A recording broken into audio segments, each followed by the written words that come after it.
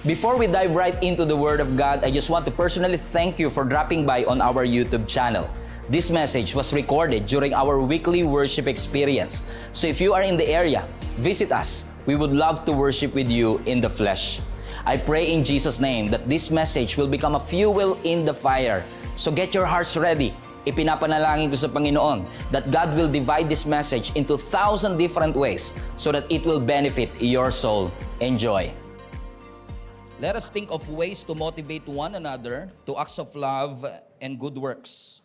And let us not neglect our meeting together as some people do, but encourage one another, especially now that the day of His return is drawing near. Let us think of ways to motivate one another to the acts of love and of good works, and let us not neglect our meeting together as some people do, but encourage one another, especially now that the day of Jesus' return is drawing near.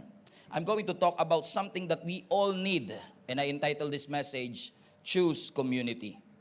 Choose community. Everybody shout community. You know, following Jesus is the most important decision that you'll ever do in your life.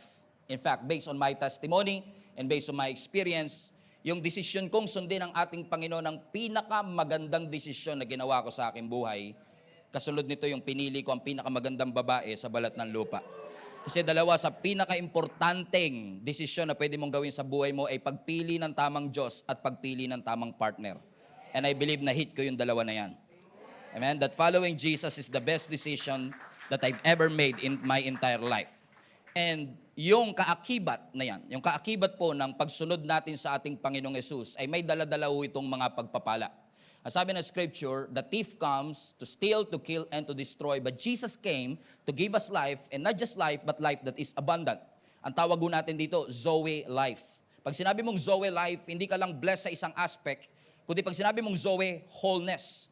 Yung kabuuan ng iyong buhay that you are not just existing but really living is something that God promised to each and every one of us na pwedeng makamtan ng lahat ng tao na maglalagak ng kanyang buhay sa ating Panginoong Yesus. Whether you are anxious, scared, depressed, whether you are in lack, in sickness, anything that we are going through, the moment that we place ourselves in Jesus Christ, may pangako ang ating Panginoon that through Him, we have an access to His miracle, we have an access to His love, we have an access to His forgiveness.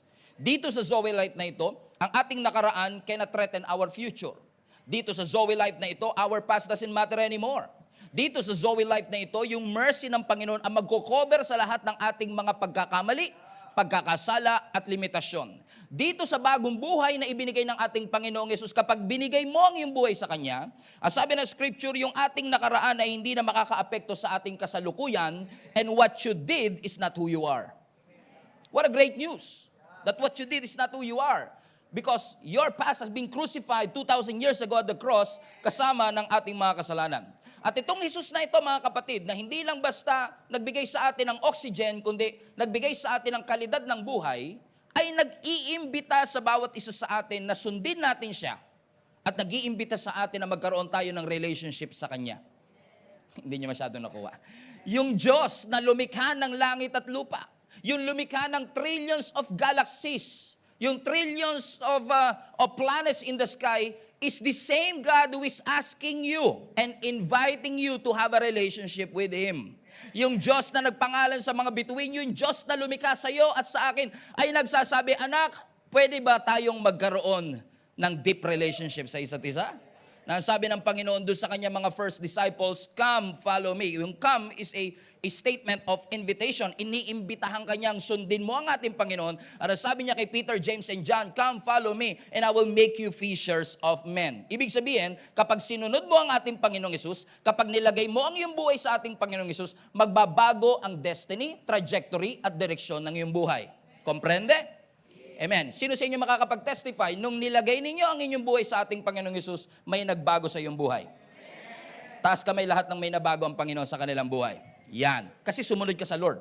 Hindi tayo perpekto, nagkakamali pa rin tayo, nagkakasala pa rin tayo, but in following Jesus, we started a relationship with the Lord. Hindi lang to acquaintance, palalim na relationship sa ating Panginoon. At si Jesus na ating sinusundan, may mission. Ibig sabihin kung itong Jesus na ito, na ating sinusundan at pinaglagakan po natin ang ating buhay ay may misyon, ibig sabihin kung susunod ka sa Kanya, yung mission niya, mission mo na rin. Kasi nilagay mo yung buhay mo sa Kanya, so kung ano man yung mission niya, kung bakit siya bumaba dito sa mundo, na ibinigay niya ang Kanyang buhay sa bawat isa sa atin, so the moment that you place your faith in Jesus Christ, yung mission niya, mission mo na rin. Amen.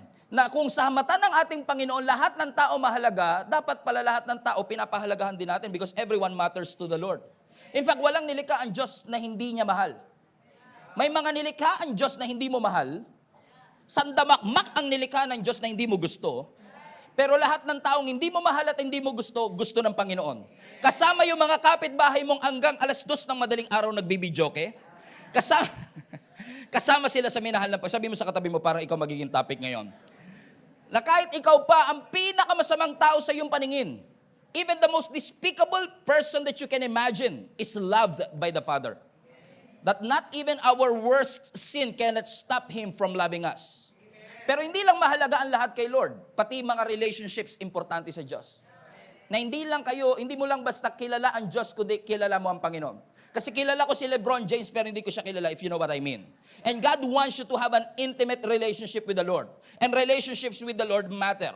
At dito sa ating buhay, yung relationships natin, may it be sa friends man natin, o jowa man natin, o parents man natin, whatever it is, meron tayong kapasidad na pumili kung sino yung mga taong sasamahan natin. May kapasidad kang piliin kung sino ang mamahalin mo at hindi mo babahalin. May kapasidad kang piliin kung sino yung sasagutin mo at babasterin mo. May kapasidad kang piliin kung sino i-follow mo o i-unfollow mo. Sa social media, may kapasidad ka kung sino i-unfriend, i-block o i-unfollow mo. Ibig sabihin, you have the capacity to choose your community. You have the capacity to choose whose person are going to speak life into you. Because you have to be very careful who you surround yourself with. Sino yung mga taong nasa inan? Now, don't get me wrong. We are called to love everybody, but you have to be choosy with your community. Let me repeat. We are called to love everybody, but we have to be choosy with our community. Bakit? Kasi yung community natin ito, mga kapatid, ay makaka-apekto sa ating buhay. In fact, think about your life. You are a product of your community. Kung sino ang kaibigan mo, sino kasama mo lagi, most likely have an influence in your life. Sabi nga nila, you are a product of at least 5 persons na nakapaligid sa iyo lagi. So kung lagi nakapaligid sa iyo mga bitter person, hindi ka magiging better. Kung lagi nakapaligid sa iyo mga negative and pessimistic, most likely magiging ganun ka rin. Hawa-hawa yan, matindi pa sa COVID. Amen? Sabi mo sa katabi mo, bad ka ba o good influence sa buhay ko? Hallelujah. Amen? Because we are a product of our community. And it's very important. Why am I saying this? Because it's very important for us to have a community, especially if you are serious about pursuing your call to the Lord. It's very important to surround yourself with people with the same vision and the same intention to follow the Lord. Naalala ko si Apostle Paul, nung binisita niya ang Church of Thessalonica, itong Church of Thessalonica na to, dahil sa pagbisita ni Apostle Paul, naging guest speaker siya, so to speak, kaya ang daming tao nakakilala sa ating Panginoon. Na itong mga taong nakakilala dito sa isang lugar na ang tawag ay Thessalonica, wala siyang choice kundi iwanan ito kasi eventually tinatawag siya ng Lord sa ibang lugar naman para mag-preach ng gospel, napamahal siya dito sa group of people na ito, to the point na sa sobrang na-attach siya, minahal niya, napamahal na sa kanya yung mga tao sa Thessalonica, kahit na nasa ibang lugar na siya, sinusulatan niya ngayon itong mga taong ito ng love letter. Now, kung kilala niyo si Apostle Paul ay malaking kinalaman sa pagtatayo ng napakaraming simbahan, especially in the early days. Kaya nung siya ay nabubuhay pa at ginagamit ng Panginoon, maraming mga lugar ang kanyang pinupuntahan at hindi siya pwedeng madestino sa isang lugar lamang. Kaya nung napunta siya sa Thessalonica, na mahal niya yung mga tao doon, kailangan niya lumipat ng ibang lugar. Unfortunately, na-miss niya itong mga taong ito. At dahil sa pagka-miss niya, gumawa siya ng love letter which is recorded for us na gusto kong basahin para sa inyo. Are you ready? Ang sabi ng 1 Thessalonians chapter 3 verse 1, babasahin natin mula verse 5 hanggang verse 13. Pero, meron tayong kasunduan. Sa pagbabasa natin ito, mula verse 5 hanggang verse 13, I want you to be part of this. Kailangan yung bilangin kung ilang beses lalabas yung salitang pananampalataya. Comprende? Okay? Just count it in your head. Put that in the chat. Sabi ng 1 Thessalonians chapter 3 verse 5. Kaya nga, nang hindi ako makatiis, ay nagpadala ako dyan ng sugo upang alamin ang kalagayan ngayon ng inyong pananampalataya sa Panginoon. Nag-aalala ako na baka matukso kayo ng dyablo. At kung magkagayoy, mawawala ng kabuluhan ang aming pagpapagal. Now, sinusulatan niya yung Thessalonica, nakakaalis niya lang. And verse 6 ngayon, ay nakabalik na rito si Timothy at maganda ang balita niya tungkol sa inyong pananampalataya at pag-ibig. Ibinalita niya na lagi niyo kaming naaalala. At malaki ang pananalibik nyo na makita kaming muli. Gaya ng pananalibik naming makita kayo. Kaya mga kapatid, dahil sa inyong pananampalataya kay Kristo ay napasigla kami sa gitna ng aming pagkabalisa at ng hirap. Nabubuhayan kami ng loob kapag kayo'y nananatiling matatag sa pananampalataya. Paano kaya namin mapapasalamatan ng sapat ang Diyos dahil sa kagalakang natamo namin dahil sa inyo? Mataimtim naming idinadalangin araw at gabi na kayo'y muling makita at mapunuan ng anumang kakulangan sa inyong pananampalataya. Loobin nawa mismo ng ating Diyos Ama at ng ating Panginoong Hesus na makapunta kami dyan sa inyo. Naway palaguin at pasaganain ng Panginoon ang inyong pag-ibig sa isa't isa at sa lahat ng tao tulad ng pag-ibig namin sa inyo. Nang sa gayoy, papalakasin niya ang iyong loob upang kayo'y manatiling banal at walang kapintasan sa harap ng Diyos at ng Ama hanggang sa pagdating ng ating Panginoong Hesus kasama ang lahat ng kanyang mga hinirang. Amen. Ganda, no? Parang miss na miss ni Apostle Paul yung church na sinabi niya, nag-aalala ako na baka mamaya natutokso na kayo ng dyablo dyan. Dahil hindi makita ni Apostle Paul itong mga taong ito, nagkaroon siya ng worry kasi nag-invest na siya sa kanila, ibinigay niya ang kanyang oras sa kanila, at nung iniwan niya at nagmi-minister na siya sa ibang simbahan, inaalala niya pa rin yung mga taong una niyang dinalaw at pinagministeran. Nasabi ng scripture, kung babasahin niyo yung verse 5 to 13, iilang verses lamang, pero ilang pananampalataya nabanggit? 5. 5 beses binanggit yung pananampalataya. Bakit? Kasi concern si Apostle Paul sa pananampalataya ng mga taong iniwan niya. Bakit? Tingnan niyo yung sinabi niya, no? Nag-aalala ako na baka natukso na kayo ng dyablo. Ibig sabihin, nagwo-worry si Apostle Paul na baka mamaya, dahil sa temptation, dahil sa mga pagsubok, ang naging casualty ninyo yung pananampalataya ninyo. Na hindi ninyo natiis ang mga challenges and difficulty, na give up ninyo ang inyong pananampalataya sa Panginoon. So sinabi ni Apostle Paul, nag-aalala ako na baka mamaya sa panahong ito ay hindi na kayo nakakapagsimba. Maaring hindi na kayo nakakapagbasa ng salita, hindi na kayo nakakapanalangin, na baka mamaya nag-give up na ninyo ang inyong pananampalataya. Alam niyo kung bakit? Kasi alam po ni Apostle Paul na ang goal ni Satan ay sirain ang ating pananampalataya. And temptation is strong in isolation. Kapag mag-isa ka, mas matindi ang temptation. And you know it for a fact, mga kapatid, na ang temptation mas lumalakas kapag walang tao na accountable for you. And accountable to you. So napakahalaga yung sinasabi ni Apostle Paul na alam kong matututunan ng bawat isa sa atin. Na if you really want to follow Jesus Christ, and if you really want to preserve your faith, because one of the most important thing that God gave us is not just salvation, but also our testimony. At gagawin ni Satan ang lahat para sirain ang ating pananampalataya at ang ating testimony. And the only way for us to preserve our faith is by having others encourage us and help us through this journey. Let me rephrase. You don't have to go through this life alone. Hindi naman kailangan pag may pagsubok ka, solohin mo lahat ng pagsubok. May mga taong inilagay ang Panginoon sa buhay mo. Pamilya man yan, kasama sa church, kasama sa ministry, na nilagay ng Panginoon sa iyong paligid para matulungan kang makalagpas dito sa pagsubok na iyong pinagdadaanan.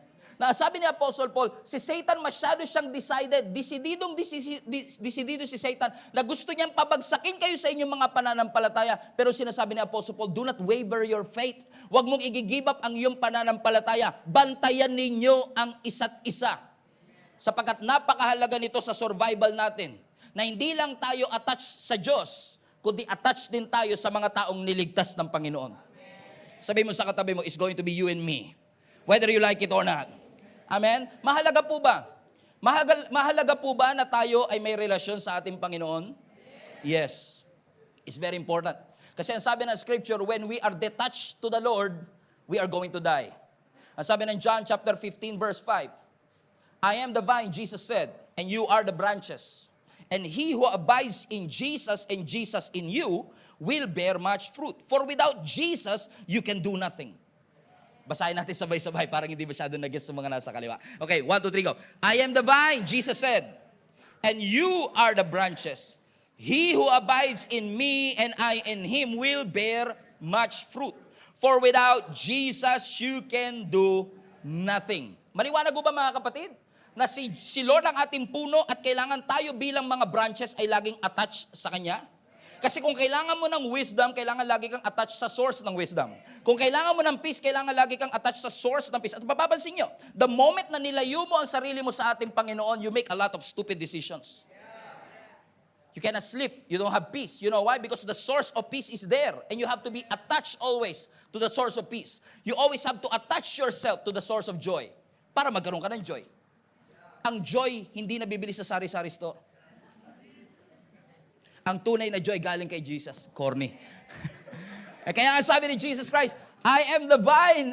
Alam mo yung tawa nila, hindi natawa eh. Tawa, corny ni pastor. Okay, I am the vine. Minsan corny rin tayo. And you are the branches, but when you abide, everybody say abide. Pag sinabi mong abide, you remain. You remain in me. You are consistent in your relationship with me. And when you do that, you will bear much fruit. Question, do you want to be fruitful?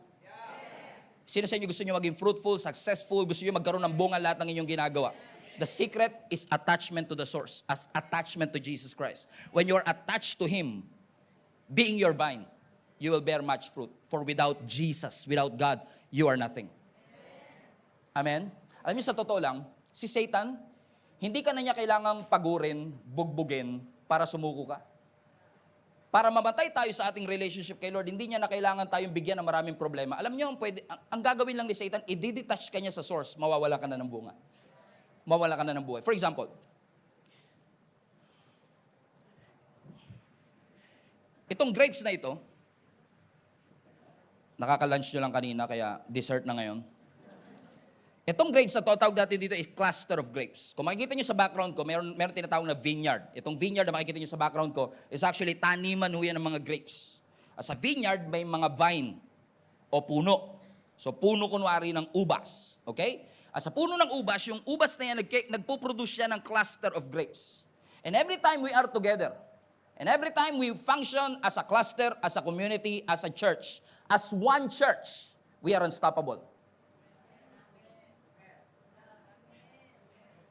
At hindi na, as si Satan, if he wants to kill you spiritually, if he want you to have, na mawala ka na relationship kay Lord, hindi na kailangan ni Satan pindutin ka. Hindi na kailangan ni Satan lamugin ka. Ang kailangan niya lang gawin, i-detach ka.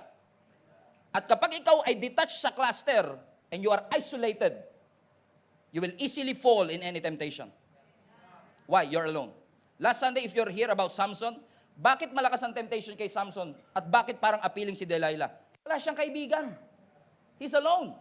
At ang isang taong isolated, madaling babagsak sa mga pagsubok. That's why paulit-ulit sinasabi ni Apostle Paul, baka natukso na kayo kasi nakahiwalay. Ang gagawin lang ni Satan, gagawa siya ng paraan for you na mahiwalay. At tingnan nyo, nakahiwalay na ito, pero maganda pa kulay. Pero hindi porket maganda pa kulay, buhay pa. Kasi, it's just a matter of time. Yung pula na yan, magiging brown. Bakit? Wala nang source. Wala nang source of nutrients. And how cool is it that sometimes many Christians are convincing themselves, hindi ako nagsimba for 3 years, okay pa naman ako. Okay pa kulay ko. It's just a matter of time that you will realize, without Jesus as your source, you will never survive the battles and the journey that you are in. That's why it's very helpful for us, mga kapatid, to be reminded that you need somebody to hold on to. You need a shoulder to cry on. You need somebody who will be your refuge and your strength. The very present help in times of your trouble. That when you go through the valley of the shadow of death, you will not be afraid because you know that God is with you. And you are surrounded with people with the same vision, the same agenda, the same purpose. It's just a matter of time. Na yung pula na yan na grapes, it's just a matter of time. Magiging brown siya. Why? Detach. And this is exactly the strategy of the enemy for you and for me. Have you heard this before? Hindi na muna ako attend, aalis lang muna ako, babaguhin ko lang ang aking sarili. And I tell you this, I've been a pastor for 20 years already. I've been serving the Lord for 24 years already. And I must tell you this, when you are isolated, you cannot fix yourself. You'll only get worse. Nobody can fix themselves. Kapag may sunog, saan ka lalapit? Alangan naman sa doktor. Pag may sunog, lumapit ka sa bombero. Pag may sakit ka, pumunta ka sa doktor. Kung makasalanan ka, saan ka pupunta?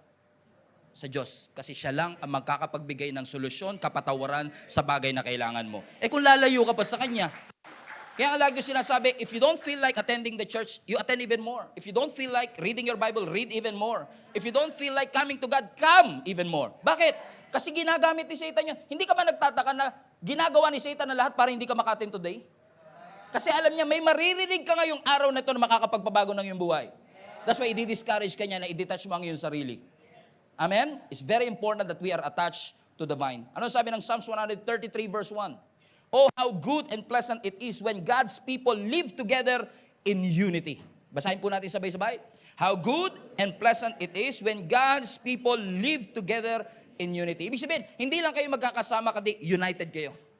With one purpose. Napakaligaya at kahanga-hanga. Napagmasdan ang mga nagkakaisa at laging sama-samang magkakapatid. Bakit? Gusto ng Lord, we are part of a community. After all, our vision is bigger than ourselves.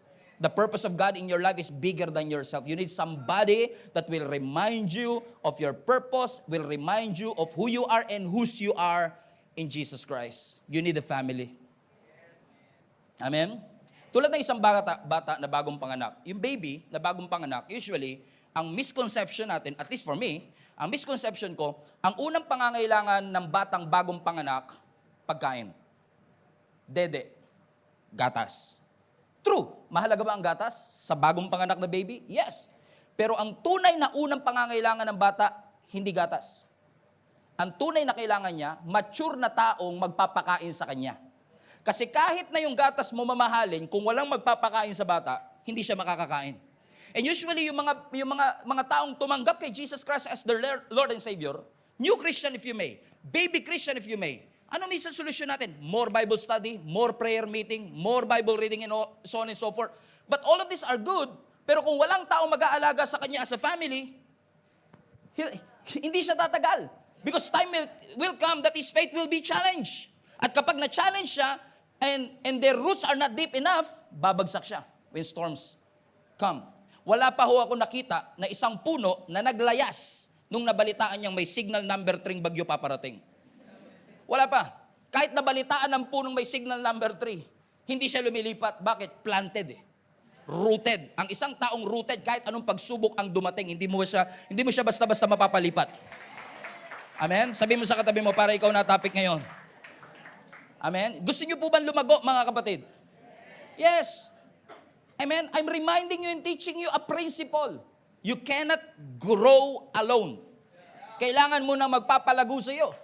Kailangan mo ng taong tutulong sa iyo. Kasi tayo minsan, dahil sa kagustuhan nating mapalapit kay Lord, lumago sa Panginoon, napansin niyo ba na minsan dinadaan natin sa intensity, yung dapat dinadaan sa consistency? Now, may tanong ako sa inyo. Kapag ba nabasa mo ang Bible overnight, pwede ka na maging pastor? Come on now, binasa mo naman lahat di ba, ito naman ang pinapangaral namin mga pastor? Bakit pag binasa ko to overnight, hindi ako pwede maging pastor? Alam niyo ko bakit? Kasi hindi porket nginuya mo lahat sa isang upuan, lalabas agad ang maturity. Ang maturity hindi dumarating sa intensity. Ang maturity dumarating sa consistency. Kahit anong sit-up, kahit mag 1,000 sit-ups ka ngayon, hindi lalabas ang abs. Dahil lang nag-sit. Amen? Kasi minsan, maghahabol ako ngayon. Alam niyo yung sinasabi ko? Dami ko nakain ng New Year, maghahabol ako ngayon. Kaya yung workout mo, imbis na 2 hours, naging 4 hours, kasi nga dinadaan mo sa intensity, pero walang sustainability. Amen? Pero kahit na 100 sit-ups o 200 sit-ups a day, pero consistent mong ginagawa, time will come, you will see results. At sa unang sit-ups mo, sa unang buhat mo, wala kang makikitang ebidensya. Pero nagtataka lang ako sa mga nag-gym, Kahit unang araw pa lang, gano'ng agad. May kilala kayo gano'n? Tapos nakasando lang agad. Wala pang resulta, pero, diba? Kala mo, kasi diba parang they feel it from the inside, but it's not yet showing on the outside. At minsan nilalait natin yung iba, ito naman, nagsando ka kagad, nakaisa pa lang. Na minsan din, hinuhusgahan mo ang sarili mo dahil wala kang makitang progress, nagkukwit ka, Nape-preempt yung bagay na gustong gawin ng Panginoon sa'yo. Umatin ako ng church, 4 na linggo, sunod-sunod, di naman nabago ang buhay ko. Porke ba umating ka ng 4 na beses sunod-sunod, pwede ka na maging pastor? No, it's a consistency. Kami ni Jenny po, yung pinakamagandang babae sa balat ng lupa, as I've said. Kami ni Jenny married na for 11 years.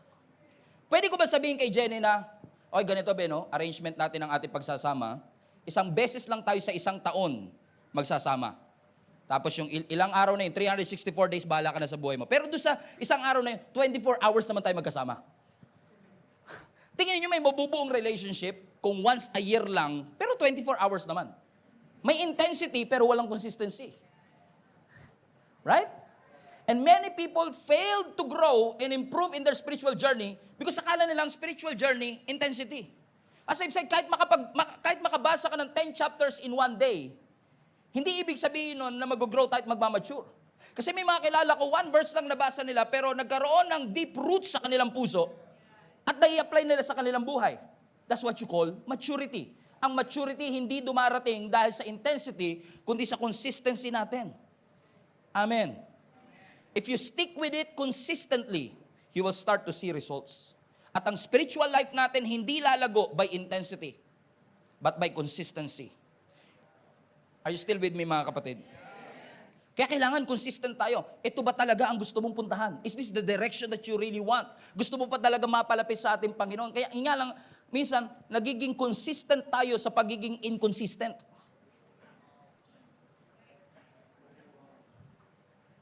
But the God that we serve is a consistent God.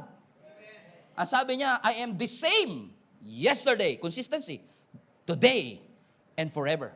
We are serving a God who is consistent in His love. Ang love ng Lord ay hindi nakabase sa ginawa mo o hindi mo ginawa. He loves you regardless of what you do and what you did and what you're going to do. Ang pagmamahal niya sa iyo hindi nagbabago base sa ginawa natin. Ang pag-ibig ng Diyos hindi nagbabago base sa ating pagkukulang, limitasyon o lakas. No. When God says He loves you no matter what. That's consistency. Especially right now. In the rise sa pagtaso ng culture of individualism. Solo-solo na lang, kaya mo yun mag-isa. Go girl. Show the world that you're strong. You can do it alone. And walang masama sa pagiging isa o mag-isa. Pero in the rise of this individualism, ang sinasabi nila, patay na ang community. No. We need community now more than ever. We need community now more than ever. You may not realize it, mga kapatid, but we need community now more than ever. After all, we have a moral obligation na sinasabi ng Scripture that we should encourage and love one another. Di ba yung one another, ibig sabihin, mahirap naman, love one another, ikaw lang mag-isa. Encourage one another, encourage kita. No, we have a call. May pagdawag ang Panginoon to encourage one another. Amen. Ang sinasabi ng Panginoon sa atin, ang church, ang growth, ang commitment, ang relationship natin kay Lord is not a one-man's job. Maturity sa collaboration. Collaboration between you, your leader, and God.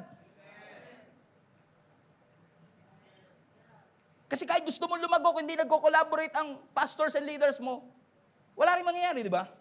Pero kahit gusto naman ng pastors and leaders, kung ayaw mo rin naman, wala rin mangyayari. It's a collaboration, not isolation. Naalala ko si Moses, one time, tumayo siya bilang judge ng nation of Israel kasi imagine niyo approximately 2 million Israelites in the desert. Ilan kaya may problema doon sa palagay po ninyo? Sa 2 million people. Di 2 million people din. At lahat ng tao na yun, mga kapatid, kapag may mga problema sila, pumipila sila in a single line para makausap si Moses at makahanap ng payo. Imagine niyo yung stress. Imagine niyo yung haba ng pila. Imagine niyo yung problema ni Moses na kahit masaya siyang gumising, matutulog siyang malungkot at stress. Come on now. Nung nakita siya ng father-in-law niya, si Jethro, what are you doing? This is not a one-man's job. Ang sabi ni Jethro. Bakit mo sinusolo yung dapat isinishare mo sa iba? Alam mo kung bakit minsan hirap na hirap tayo? Sinolo natin eh. Cast all your cares upon the Lord, for He cares for you. Pag sinabi mong all, di ko alam kung saan school kayo nag-aral, pero sa school na pinag-aralan ko, yung all lahat. Hindi sinabing 50%, hindi sinabing cash your 50%, lahat ng cares mo, kalahati. Minsan tayo, Masyado nang maraming iniintindi si Lord, marami ng planetang pinapaikot. Ito na lang Lord muna, ito lang kailangan ko ngayon. And actually in the context, that's pride. When you cannot cast all your cares upon the Lord, that's pride. Humble yourselves before the Lord. Cast all your cares upon me, for He cares for you. May malasakit ang Panginoon. He wants to collaborate with us. This is not a one-man's job. Ang sabi ni Jethro, bakit mo sinusolo yung bakit dapat ibinibigay mo? Kasi nga tayo, sa society natin, alone time, introspect, individualism. Kaya ko to. Kaya ko to mag-isa. Kahit wala nakakakilala sa akin sa church, okay lang. Papasok ako doon na hindi nila namamalayan. Lalabas ako hindi namamalayan. Tawag ko doon mga Kristiyanong pusa eh. Dahan-dahan lang dumating mamamalayan. Tapos lalabas din sila, hindi mo rin namamalayan. Pero alam nyo, isa sa pinaka-powerful arsenal ni Satan, isolation. Hindi masama na mag-isa. Tinuruan tayo ng Lord na mag-pray in private.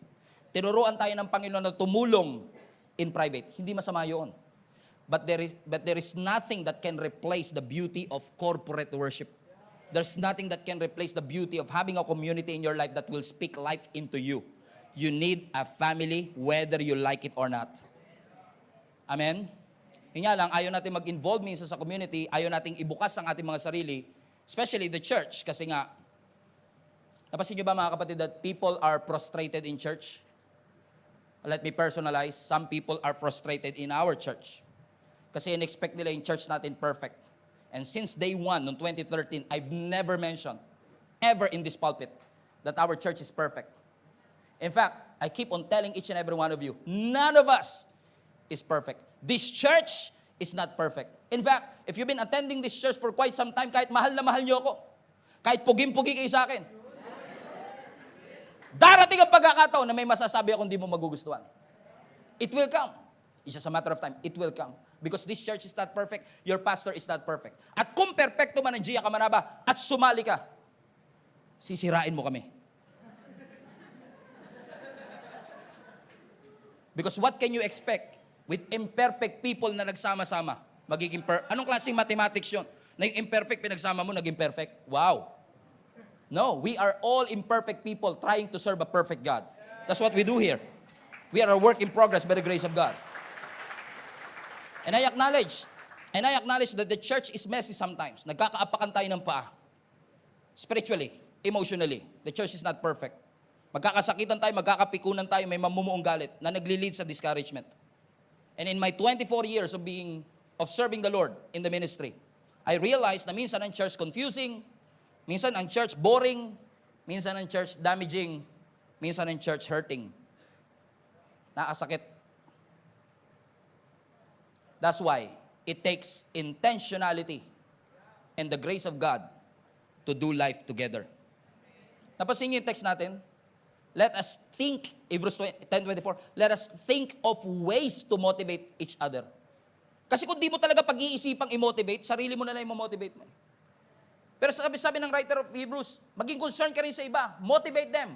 Kung nangihina sila, napapagod sila, kailangan tayo mag-isip ng paraan how to motivate them in the acts of love and doing good works. Kaya mapansin niyo po si Peter, si Apostle Paul, he wrote 66% of our New Testament. And most of that letters in the epistles are actually letters of conviction. Kino-convict niya ang early church. Ang prideful ninyo. Immoral kayo. Punong-puno na naman kayo ng tensyon, legalism, heresy, ambition, pride, and arrogance. Biruin mo, yung mga binanggit ko, kahit ng early church, meron na. At hanggang ngayon, hindi nawawala. Bakit? What can you expect with imperfect people na nagsasama-sama? Wala. That's why we need grace.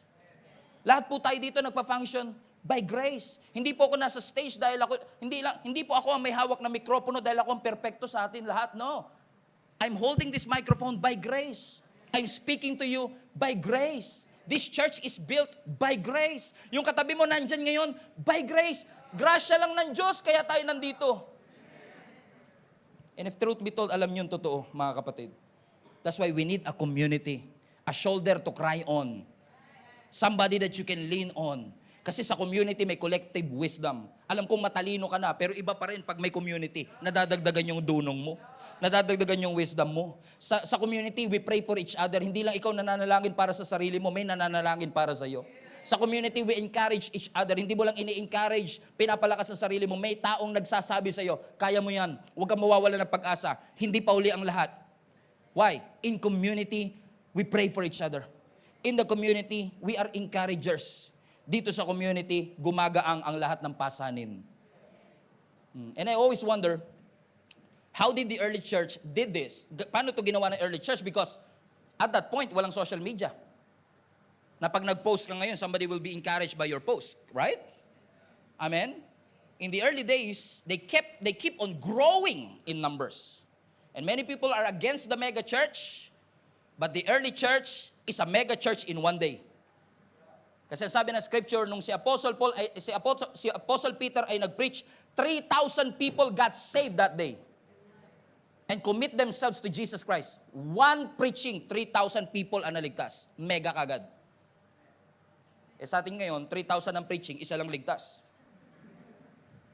Okay, Peter, 3,000, one preaching and 3,000 people got saved. Bakit? They continue to meet together. Ano sabi ng Acts chapter 2 verse 46 to 47?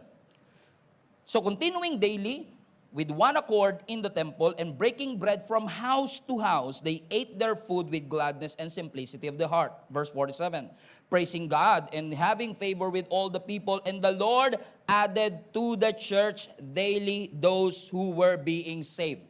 So after Peter preached, one preaching and 3,000 people got saved, hindi sila huminto, hindi sila nagsettle, ang dami na natin. No, anong sabi ng scripture? They keep on what? They keep on meeting in the temple courts. They keep on breaking breads in house to house. They ate together as a family. They praised the Lord. And the Lord added to the church daily. Kaya ako naniniwala mga kapatid, aside from their Sunday service, they meet on the weekday. Kasi kung hindi kayo mag-meet on weekdays, hindi dapat ang sabi dito, the Lord added to the church weekly. Pero bakit daily? Obviously, they are sharing the gospel every day. Mga kapatid, we are trying our best dito sa ating simbahan, as you can see, to create a space for you kasi ayoko mahadlangan kayo na mag-invite na inyong mga kaibigan. Ayoko mahadlangan. Problema na namin yun. Okay? But it's our collaborative effort to keep on sharing the good news of Jesus Christ, and these people na tumatanggap kay Jesus Christ ay ma-disciple. Alam niyo kung bakit? Anak, pakingiwan yan. Alam niyo kung bakit? Kasi parang dancer. Kala nyo sasayaw na? Hindi, biro lang. Alam nyo kung bakit? Kasi, you cannot disciple a chair. So hanggat walang laman, wala kang madi-disciple. Kaya nga ang calling ng Gia, go bear fruits, fruit remains. Tuwing calling yon, evangelism and discipleship. Share the gospel and disciple them. Problema naman natin, minsan, share tayo ng share, wala nagdi-disciple. At mas mahirap lalo nagdi-disciple ka ng bangko. It will not grow, it cannot hear you. Kahit i-comfort mo siya, hindi siya mako-comfort. Ikaw ang mako-comfort nito actually. Why? You cannot disciple a chair. Anong ginawa nila? Amen. Nagsettle ba sila doon sa 300 at dinisciple lang nila? No, they keep on preaching. They keep on sharing the good news of Jesus Christ. Hanggang yung 3,000, Acts chapter 4 verse 4. Basa. Sabi ng scripture, Acts 4 verse 4, 2 chapters later, but many who heard the message believed. So the number of men who believed grew to 5,000. Here you go. So yung 3,000, dahil hindi sila uminto, naging 5,000. One chapter again, verse chapter 5. And yet, more and more people believed and were brought to the Lord, and crowds of both men and women. Hindi na siya mabilang. So, 3,000, naging 5,000, hindi na natin ito mabilang. Crowds na lang. So many people. Ang sabi ng maraming historian, ang Jerusalem back in the day has around 200,000 in population. And many scholars believe that the early disciples were able to reach half of the city. 100,000 believers in a span of 25 years. Woo! Why? Hindi sila huminto. Hindi nila sinabi, bahala na si Pastor Stephen mag-preach. No. Because wherever you are is a mission field. At lahat ng mission field kailangan ng missionary. So stop praying, Lord, send us a missionary. Kasi ikaw yung missionary, wherever you are. Your family is your mission field. Your office is your mission field. Amen? The church, the organization is never invented in the first place to pamper the saved, but for us to reach the lost. Ba't pa tayo nag-gather every week, Pastor? To equip us. Para pagbalik natin sa ating mga mission field, we carry that light and that salt. Ang sabi ng Matthew 5, you are the salt of the earth. You are the light of the world. Ang ilaw dapat maliwanag. Ang asin dapat maalat. So kapag yung asin lumiwanag at yung ilaw umalat, may problema. So tanungin mo yung katabi mo, may alat ka pa ba? Kailangan maliwanag yan. One chapter later, Acts chapter 6.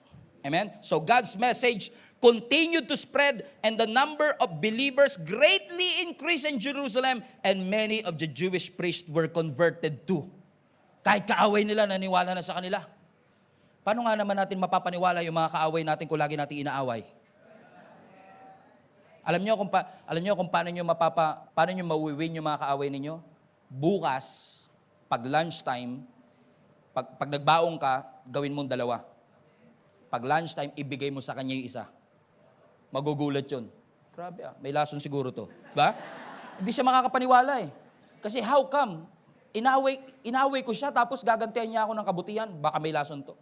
They cannot comprehend that level of kindness, that level of grace na una nating naranasan at pinapakita natin sa kanila. Bakit mga kapatid? We are called to reach people for the glory of God. Acts 21, 25 years later. Are you with me? 25 years later, here's what happened. After hearing this, they praised God and they said, you know, dear brother, how many thousands of Jews have also believed and they all follow the law of Moses very seriously. 25 years later, they were able to reach 100,000 believers just in the city of Jerusalem. Why? Hindi mo sila mapapatahimik. And ladies and gentlemen, this is how you change the legislation of the government. This is how you change the government through the church. Naniniwala ako ang tunay na pag-asa ng bayan, mga mananampalatayang totoo at hindi peke. Yun ang tunay na pag-asa ng bayan. Bakit? Kasi ang simbahan, it affects the families, it affects the church. Whether you believe it or not, you've been affected and impacted by every Sunday that you come to church. Right? Sino sa inyo, pag uwi nyo, mamaya, nangyayari sa inyo na pag uwi nyo galing service, kapag kumain kayo, pinag-uusapan nyo pa rin yung preaching nung hanggang gabi pa yan. In fact, hanggang Thursday pa yan. Sasabihin ng mga nanay sa anak, narinig mo yung sinabi ni Pastor, di ba? Feelings are dangerous. You know why? Because feelings can change. Sabi ng nanay, comprende? Pati nanay, nagko-comprende na rin eh. Bakit? It has impacted the church. It has impacted the family. Amen. The society. You want to change our government? You want to change our nation? Start from your family. Start from your church. Start here. This is how we change our legislation. Amen? After all, it only takes one legislation. Pwede tayong pigilan in gathering. Hindi kailangan ng pandemic ulit para mapigilan tayo. It only takes one law. Sabihin nila, bawal na kayo mag-gather mga Christians. Ang gagawin natin if that happens? Buti na lang early church may solusyon. Ang sabi ng Acts chapter 5, and every day in the temple and from house to house, they continued to teach and preach this message that Jesus is the Messiah. Pasinin niyo mga kapatid, ano? Temple, house to house. So they gather in temples and they gather house to house. And all Christian churches, they gather in the temple. But only few are gathering through small groups, Bible studies, and house to house. If this house to house doesn't happen, walang members that will be added daily. Minsan may nagtanong sa akin, Pastor, ba't kailangan bang seryosong-seryoso ang simbahan sa pag-share ng gospel? Sabi ko sa kanya, naniniwala ka bang totoo yung impyerno? Opo. Kung naniniwala kang totoo, it will cost you something. Kung naniniwala kang totoo, may epekto yan sa buhay mo, sa pagsasalita mo. Kasi alam mo na kung ititikom natin ang ating bibig, hindi makakakilala yung mga taong dapat makakilala. Sino sa inyo excited pagdating natin sa langit, magkakasama tayo lahat? Magkaroon tayong reunion doon. Lahat ng Gia Kamanaba sama-sama sa isang corner. Come on na, sino sa inyo excited? Sino sa inyo excited yung mga kaibigan nyo, makita nyo sa langit? Sino sa inyo excited mga ka-office mate nyo, makita nyo sa langit? Pero isang malaking bangungot pag wala yung pamilya mo dun. Pero nandun yung office mate mo. That's why it's very important to start with the family. Notice, no? May dalawang klase sila ng meeting. Temple and house to house. Amen? Bakit? Because in this large gathering, for example, this one, how many among you loves to attend every Sunday in person? And those who are joining us only one day, time will come, makakarating din kayo dito in person. Amen? If you're physically able, you are welcome to join. But in here, nakikita natin kung gaano kalaki ang Diyos. Sa dami ng tao, madali sa atin minsan itago ang ating sarili. Maging parang pusa. Right? But in here, we see God's greatness. But in small groups, in Bible study, in communities, we are seeing the nearness of God. Parang ang lapit-lapit ng Diyos. Gusto niyo po ba mag-upgrade ang inyong spiritual journey na hindi na lang temple kundi may house to house na? Tignan niyo po yung nasa harapan ninyo. Tingin kayo sa nasa harapan ninyo ngayon. Yan. Ano nakikita niyo ngayon? Batok. Tama? Sino sa inyo gusto niyo, ayaw niyo na mag-settle sa batok ngayon? Come on now. Amen? Lord, improve mo na. Ayoko na makita batok nito. Kasi sa service, ang nakikita natin batok. Pero sa small group, ang nakikita mo muka. So gusto mo ba mag-improve mula sa batok, sa muka? Amen? Every single Sunday after the service, I want to invite you. Meron tayong 10 to 15 minutes na link-up groups. Kung saan hindi na lang batok. Hindi na lang batok na may libag ang makikita mo. Kundi mukha niya mismo.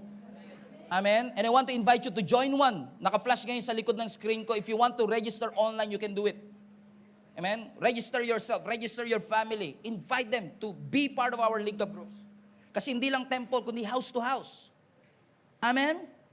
But after the service, if you don't have time for this, pwede rin after the service, you can join in any of our, meron tayong age-appropriate link-up groups.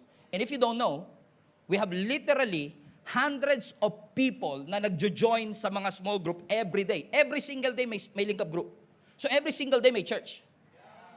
Kaya minsan nakala na, si Pastor Stephen na naman preacher. Every Sunday lang po ako, pero yung mga link-up group natin, araw-araw nagpipreach. Mas marami pa sila. Mas mahal na nga sila ng mga tao kaysa sa akin eh. Pero okay lang sa akin yun. Kasi I admit and I know for a fact na hindi po lahat ng pangangailangan nyo kaya kong i-meet. That's why I train them. We train them to do pastoral care. To be an extension so that the church will keep on expanding and growing. Ayaw natin na lumalaki lang tayo, namamaga tayo, pero hindi tayo healthy. Ayaw ng Diyos ng obese church. Gusto niya healthy church. And healthy things grow. And in order for you to grow, you really need to be part of the community like this one. Ay. Amen? Naniniwala ho ba kayo may rason kung ba't nakaupo kayo ngayon? Lalo yung mga ibang, may mga kilala ba kayong gano'n minsan yung sa church, no? Yung, buti nga dito, hindi na uso yan, no? Yung sa church na every Sunday, parang nabili na nila yung upuan na yung kanila na yun. May titulo, gano'n. Para sa, dito ko gusto umupo. Hindi, dito ko gusto umupo. Oh. Wala pa po. Antayin ko. Kasi dito sa atin, di ba, may system tayo of seat management so that maging maayos yung pagpapaupo natin. Pero some people would rather have their own chair. Akala nila, yung upuan na yon is a place for them to watch the church. No, you are here, you are sitting, and God is giving you not a place to watch, but a place to minister. You are a missionary, you are a minister right where you are. Kahit saan ka pa. Amen? And I find it fascinating na napakaraming tao naghahangad na mag-minister sa stage, pero laging gusto nasa likod. It blows my mind to think that when we have a microphone, we want to be on stage. Pero pag wala tayong microphone, we always want to sit at the back. Amen? Kaya mga pastors and leaders natin required sa harap umuupo. Pag may upuan pa.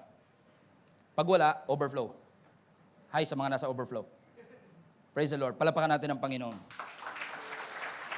You are equipped to go back to your workplace so that your light will shine. Church is not a place to go. We are the church. We are the living body. And the church is more than just an organization. We are a family. So I want to invite you. Ayaw natin, mga kapatid, na yung mga needs ng bawat isa sa inyo, hindi natin natutugunan. We don't want you to feel that you're not heard, that you're not seen. We are committed to help you grow in your faith. It's just a matter of your choice. Will you say, Lord, Pastor, I want to take my faith to the next level. Every Sunday I'm here, but right now, starting from today, I want to take my faith to the next level. I want to join the link-up groups. I want to join the link-up groups. At lahat ng kasali sa link-up groups, sisigaw ngayon para malaman nyo kung gaano ka-beneficial. Kung gaano ka-beneficial na meron tayong link-up group. It's hard to face the battles of life without a community that will stand together, pray together, encourage together. You need a community. You need a spiritual family. You cannot do life alone. Amen? So our action plan for today, make a commitment, consistency in attending, in reading, and praying. And also consistency na ibigay ko ang aking sarili deeper for the glory of God. Amen? So, from my heart to yours, from your tatay spiritually, I really wanted to encourage all of you to join our link-up groups. Amen? Be part of one. Amen? Be part of one. It's gonna help you grow in your faith. Subukan nyo lang kahit 1 month. Pag hindi naging beneficial, you're free to go. You're free na umalis sa GC. It's okay.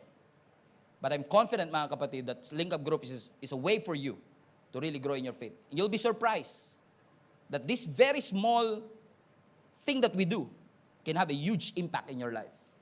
And I tell you that it will help you. Choose community. God, thank you for this opportunity. For us to be able to be reminded, oh God, that you love the church, hindi dahil maganda ang church, but to make it beautiful. Lord, we want to focus our attention to you and to you alone. We want to focus our attention in the truth of your word. And I know that the more centered we are in your truth, the faster we grow. You are perfect. Your ways are perfect. We love you. We cherish you. Thank you for giving your life to us. Thank you for allowing us to experience, oh God, your grace and your mercy in our lives today. And so today, as we respond to your call to choose community, may it be consistently attending, oh God, consistently reaching out, being influenced or influence other people.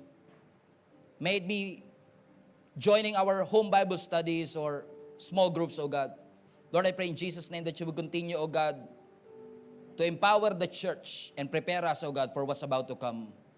Naniniwala ako, Panginoon, that explosive growth are yet to come. Naniniwala ako that the best is still yet to come. So I pray in Jesus' name, equip us, empower us, i-ready niyo po kami for all the things that you're about to do in our lives. All glory belongs to you, for you are good, and your mercy endures forever. Amen. Palapakan natin ang Panginoon. Hello, Global Family. Thank you for watching. If this message have impacted your life, please consider subscribing. Let us know in the comments what God spoke to you today. Where are you streaming from? Or how can we pray for you? We pray in Jesus' name that we will continue to advance God's kingdom through the spreading of His word through